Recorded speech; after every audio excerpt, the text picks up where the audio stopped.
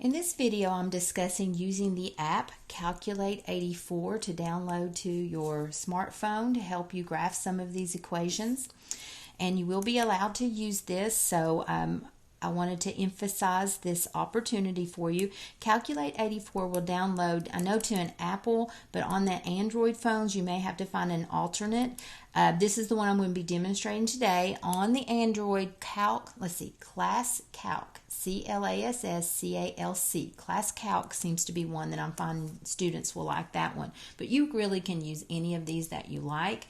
But it just brings up a smartphone to your a calculator to your smartphone. And so it looks like this. So I'll ask you to download that, look into that, and here's what that looks like on my screen. So whenever I open up that app, it fills up my smartphone screen. I just love it. So it's very handy. It lets me do some other functions that sometimes the basic calculator doesn't allow. So go ahead and get that done. Then let's view main buttons and various of our blocks. So you find this redundant, but I want to add to thinking joining us at this. So Y is the first button along this white row here. So Y equals is where we get the option to input equations. All equations do need to be solved for Y to work. So that is, there may be a little algebra involved on the front side if it's not solved for Y. And you can put in multiple equations, but I'm just going to demonstrate one at a time. Then to get the X button, a lot of our equations use X as the default, the first one. When it's in just a normal mode, you can type in the X by hitting this button. It's the first one, default one that comes up.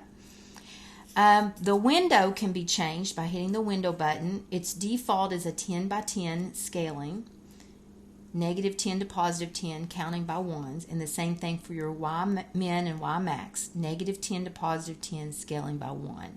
So that's the default, but that can be changed. If you have a large equation that doesn't fit in the window, that's one way to control it. Zoom also lets you kind of control what you can see. So there's a zoom in and out, as well as a Z standard, which is the 10 by 10 basic function default. Trace allows us to use these side buttons. You can see it, it'll move the point along. It'll tell me what point I'm on. At any point, it's little. I might need a magnifying glass, or you can zoom in and out to see that, but maybe you can see that better than I can.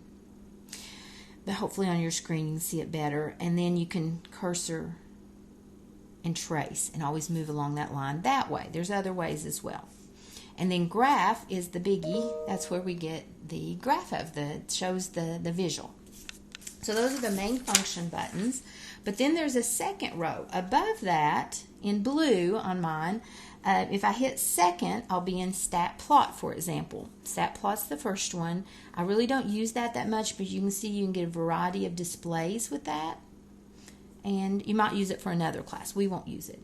Table setup is the second one for window, and it lets you design your table's going to move your t-table of values if you were doing this by hand. We'll want a fraction value, so it can be halves if I want to get a fraction for x. Otherwise, the default we can see is it counts by ones. It starts at 3. It's got it starting by 3. You can make it start at negative 20 if you want, whatever you want it to start at. And if I want a fraction value, I'm going to have to tell it to count by halves. But I'm going to leave it as 1.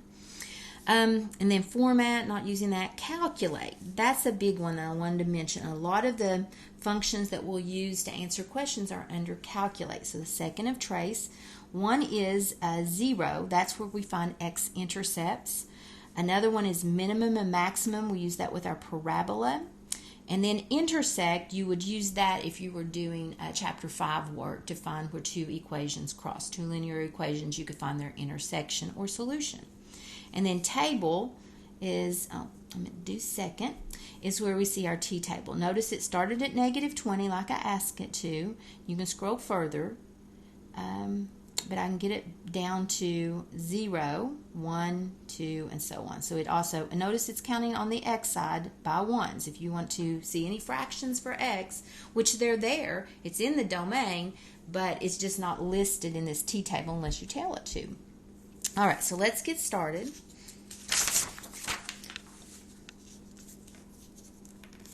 So we've practiced with linears already in a previous video. We've practiced with our parabolas or our quadratics. So this lesson is going to focus on the transformations of various functions. So my first example is going to be an absolute value. Oh, I should have looked that up because I'm not sure I remember how to make my absolute value. Let's see. I'll change my mind if I have to and come back to that.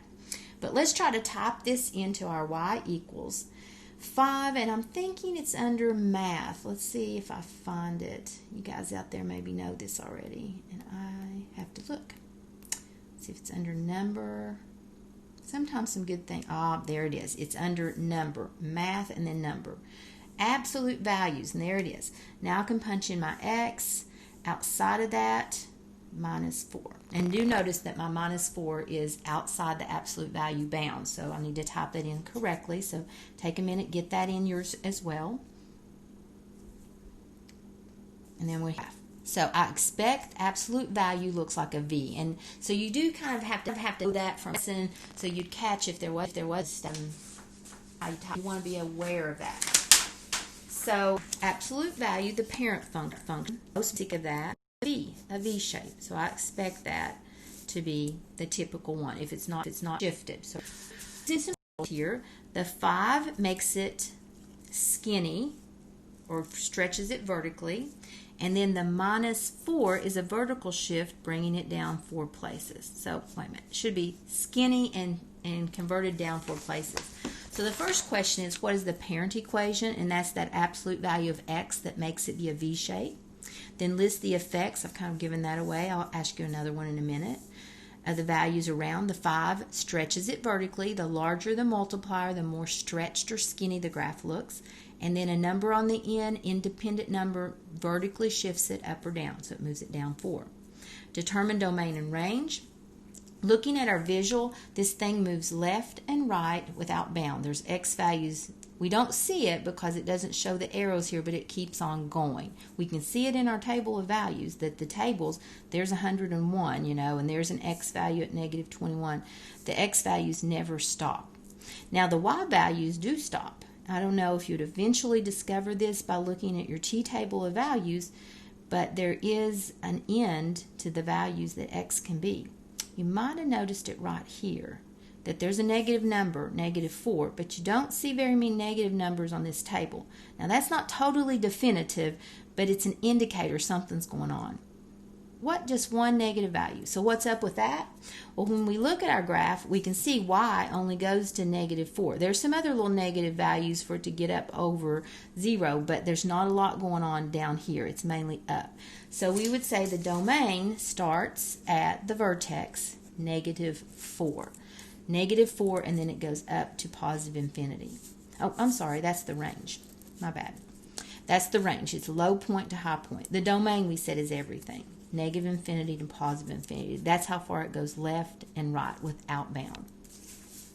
And then we might be able to work together if we were in person. All right, let me give you another one to try. Let's do y equals, let's do a half abs value of +1, like that. If you'll, let's put a negative in front of it for more fun. All right, so if you'll practice with that one.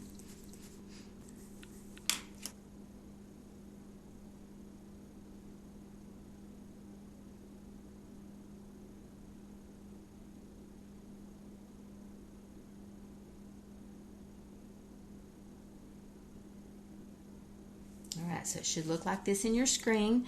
Notice the -1/2, the absolute values was in your math and number part, and then the +1 needs to be inside the absolute value this time.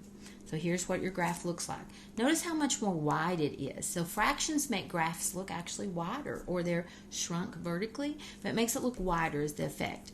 Also, this graph has been shifted back 1 place. Can you see that? This +1 is a horizontal shift. Whatever's inside the grouping symbol or inside the action of the x shifts it left, right. So the effects should be a horizontal shift of -1. The 1/2 multiplier makes it look wider. And then this negative sign flips it upside down. And we also could call that reflected about the x-axis. It would be the more proper way of saying that.